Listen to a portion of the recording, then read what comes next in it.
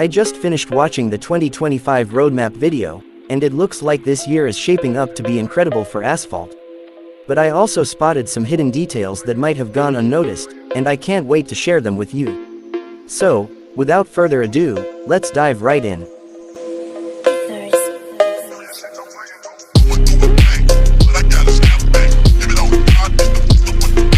Before I begin, this is the roadmap that Gameloft shared with us. In my opinion, it is amazing, but they did say that they might change the time of release of some of these features. But, so far, it looks all good. First up, the Gauntlet mode shown in the roadmap is the exact same as that from Asphalt 9, China.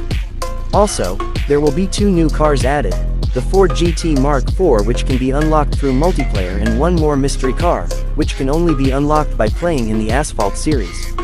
Also, around the last week of March, Gameloft is adding something into the game which will help new players catch up with the older ones. Also, they are adding new unlock and reward animations, which I'm excited to see. Second, the daily quests are getting revamped. Weekly, monthly and seasonal quests might also be introduced, offering many new rewards to the players. Also, around late May we will get a Legends Pass revamp, which I am skeptical about, as it can either make the Legends Pass underwhelming for the buyers, or make it too overpowered against free-to-play players. Third, in July, the Asphalt saga is set to turn 20 years old. Gameloft is planning some huge celebrations for this occasion.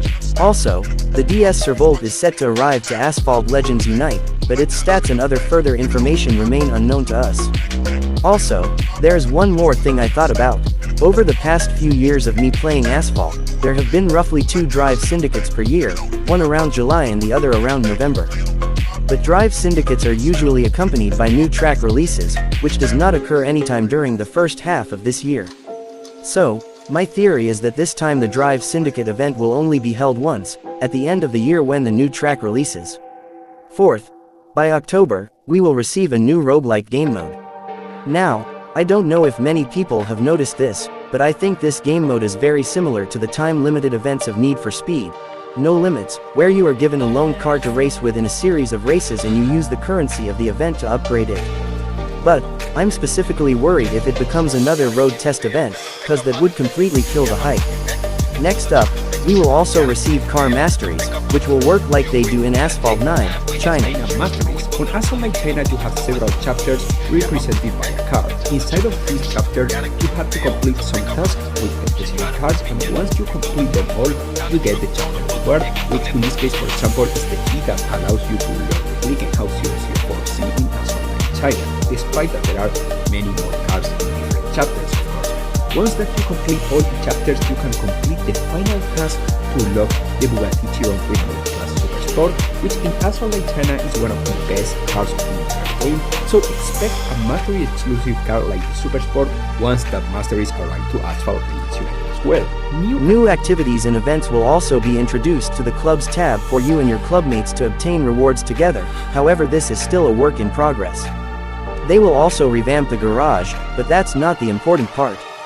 You see, when Mudley was explaining this part of the video, I noticed these 2 cars present in the Asphalt Legends Unite garage, the Toyota GR Supra 2023 and the Hyundai Ioniq 5N, both placed under the Mitsubishi Lancer in D-Class. Sorry Supra kids, but, all jokes aside, I am really excited to finally have Hyundai and Toyota cars in Asphalt. And lastly, in December, we will receive a new track, as promised by the game developers, and I think this is when the next Drive Syndicate will take place. Also, a new tournament game mode will be added to the game where there will also be an update to the Team Pursuit mode, which will likely be a part of the Drive Syndicate event. As for the new track, I'm placing my bets that the new track will be situated somewhere in Asia, Africa or the Middle East, but comment down where you think the new track will be located. Well, that's pretty much the roadmap Gameloft showed us, and honestly, on paper, it looks amazing. But, we have to remember that it is Gameloft who we are talking about here. There is no way that it will be all sunshine and rainbows when the updates roll out, as Gameloft is pretty infamous for adding a little pay-to-win twist to every new feature. Anyhow, let's hope for the best and see what happens.